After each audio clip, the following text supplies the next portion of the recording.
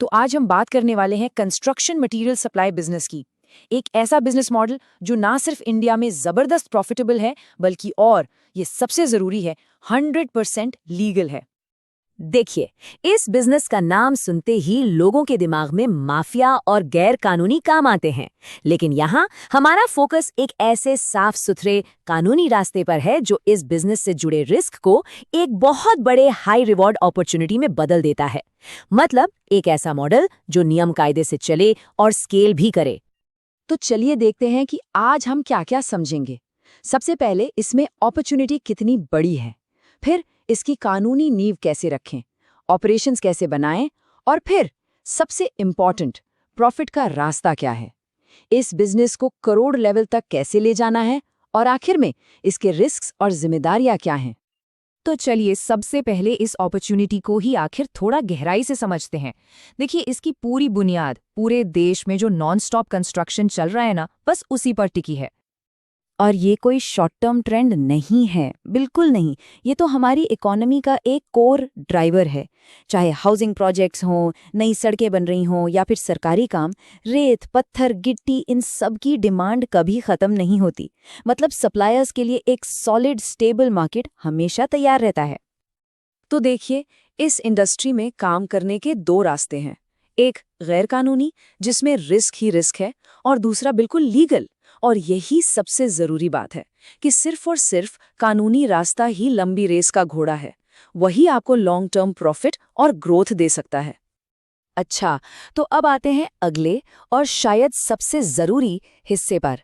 इसे सिर्फ paper work मत समझिए। ये तो बिजनेस के लिए एक मजबूत सुरक्षा कवच, एक ऐसी ढाल बनाने जैसा है जिसे कोई तोड़ ना सके। प्रोसेस की शुरुआत होती है डिस्ट्रिक्ट माइनिंग ऑफिस में जानकारी लेने से। फिर आप मिनरल लीज या परमिट के लिए अप्लाई करते हैं, ट्रांसपोर्ट परमिट्स लेते हैं, जीएसटी रजिस्ट्रेशन करवाते हैं और जो भी लोकल म्यूनिसिपल लाइसेंस है वो भी लेते हैं। हाँ, एक बात जरूर याद रखिएगा, हर स्टेट के नियम अलग होते हैं, इसलिए शुरू में ही किसी लोकल एक्सपर्ट से सलाह लेना सबसे स्मार्ट मूव है। तो क्रूशियल पॉइंट यही है, आप जो भी परमिट या लाइसेंस लेते हैं ना, वो आपके बिजनेस को बस मजबूत ही नहीं बनाता, वो उसे बड़े क्लाइंट्स और इन्वेस्टर्स की नज़रों में एकदम क्रेडिबल और अट्रैक्टिव बना देता है। तो अब जब कानूनी सुरक्षा कवच तैयार हो गया है, अब वक्त है उस ऑपरेशनल इंजन को बनाने का, जो रेवेन्यू लाएगा, जो आपके बिजनेस को रफ्तार देगा।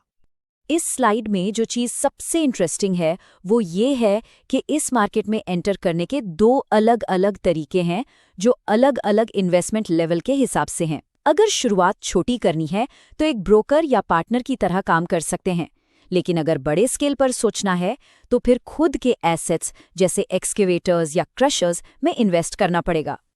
एक रिलायबल सप्लाई चेन, कह सकते हैं कि इस बिजनेस की लाइफ ब्लड है, इसकी रीढ़ की हड्डी। यहाँ 3 कोर मॉडल्स हैं। या तो आप सीधे क्वारी लीज पर लें या खरीद लें, इसमें पैसा ज्यादा लगता है पर मार्जिन भी सबसे ज्यादा है। या फिर लाइसेंस्ड माइनर्स के साथ टाई अप कर लें, इसमें खर्चा कम है और लीगल सप्लाई भी पक्की है। तीसरा है एग्रीगेटर मॉडल, जिसमें कई छोटे सोर्सेस से माल इकट्ठा करके बड़े कॉन्ट्रैक्ट्स पूरे किए जाते हैं। तो चलिए अब इन सारे ऑपरेशनल स्टेप्स को उस चीज से जोड़ते हैं जो सबसे ज्यादा मायने रखती है, पैसा, यानी कि प्रॉफिट और सेल्स। तो सबसे बड़ा सवाल यही है ना, कि ये जो सारी कानूनी और ऑपरेशनल मेहनत है, इससे आखिर असली कमाई कितनी होगी, पैसा कैसे बनेगा? और ये नंबर इसकी पोटेंशियल को बिल्कुल साफ दिखाता है। मोटा मोटा हर एक टन पर जो प्रॉफिट मार्जिन है वो 200 से 800 रुपए तक जा सकता है। हाँ, ये डिपेंड करता है कि मटेरियल की ग्रेड क्या है, प्रोसेसिंग हुई है या नहीं, और लोकेशन क्या है। और जब इन पर टन मार्जिन्स को बड़े वॉल्यूम के साथ मिलाया जाता है, तभी असली गेम शुरू होता है। जैसे इस एग्जाम्पल को ही देख लीजिए। अगर महीने में 5000 टन माल भी हैंडल किया और एवरेज मार्जिन 500 रुपए भी पकड़ा, तो पोटेंशियल ग्रॉस प्रॉफिट सीधा 25 लाख रुपए महीना। लेकिन इतना प्रॉफिट बनेगा तभी जब सेल्स लगातार हों। इसके लिए एक मल्टी प्रोंग्ड अप्रोच सबसे अच्छा काम करता है। मतलब सीधे कॉन्ट्रैक्टर्स और बिल्डर्स को बेचो, सीमेंट और हार्डवेयर की दुकानों से टाई अप करो, B2B डिजिटल प्लेटफॉर्म्स पे लिस्ट करो, सरकारी टेंडर्स पे नजर रखो, और हाँ, व्हाट्सएप और छोटी छोटी वीडियोस के जरिए ऑनलाइन प्रेजेंस भी बनाए रखो। लेकिन एक सक्सेसफुल ऑपरेशन चलाना ये तो बस शुरुआत है, असली मंजिल तो अब आगे है। अगला स्टेज है स्ट्रैटेजिक ग्रोथ का, 1 करोड़ लेवल का एंटरप्राइज बनाने का। और ये स्केलिंग अचानक से नहीं होती, ये एक सोची समझी जर्नी है। जैसे पहले साल में वैल्यू बढ़ाने पर फोकस करें, मतलब वर्टिकल इंटीग्रेशन। शायद एक क्रशर या वॉश प्लांट लगा लें ताकि प्रीमियम प्रोडक्ट्स बना सकें। दूसरे साल में अपने आसपास के शहरों और जिलों में ऑपरेशंस फैलाएं। और तीसरे साल तक रेडी मिक्स कंक्रीट या ब्रिक्स जैसे नए प्रोडक्ट्स को भी अपने पोर्टफोलियो में शामिल करें। स्केलिंग के लिए सबसे जरूरी बात पैसा, और बैंक या इन्वेस्टर्स पैसा उसी बिजनेस में लगाते हैं जिसके फाइनेंशियल रिकॉर्ड्स एकदम साफ सुथरे हों। यहाँ पर वो शुरुआती कानूनी मेहनत, वो सुरक्षा कवच दोबारा काम आता है। और आखिर में लॉन्ग टर्म सक्सेस के लिए इस इंडस्ट्री के रिस्क्स को समझना और उन्हें मैनेज करना भी उतना ही जरूरी है। देखिए, चैलेंजेस तो हर बिजनेस में आते हैं, यहाँ भी हैं। जैसे कानून बदल सकते हैं, इसके लिए एक लीगल एक्सपर्ट को हमेशा लूप में रखें। प्राइस ऊपर नीचे हो सकता है, इससे बचने के लिए अलग अलग तरह के कस्टमर्स बनाएं। या फिर कभी ट्रांसपोर्ट स्ट्राइक हो गई तो बफर स्टॉक और एक से ज्यादा ट्रांसपोर्ट पार्टनर्स होना जरूरी है। मतलब हर रिस्क के लिए एक प्लान होना चाहिए।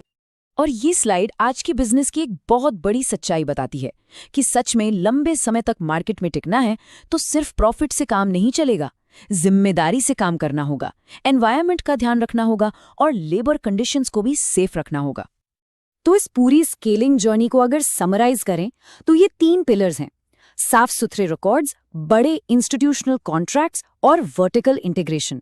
यही 3 चीजें हैं जो एक छोटे सप्लायर को एक इंडस्ट्री लीडर में बदल देती हैं। तो इस पूरे विश्लेषण को इसी एक सवाल के साथ खत्म करते हैं। एक ऐसी तेजी से बढ़ती इकोनॉमी में जहां इस मार्केट में अक्सर केओस रहता है, क्या नियम कायदे से चलना, कंप्लायंट रहना ही आखिर में सबसे बड़ा कॉम्पिटिटिव एडवांटेज है?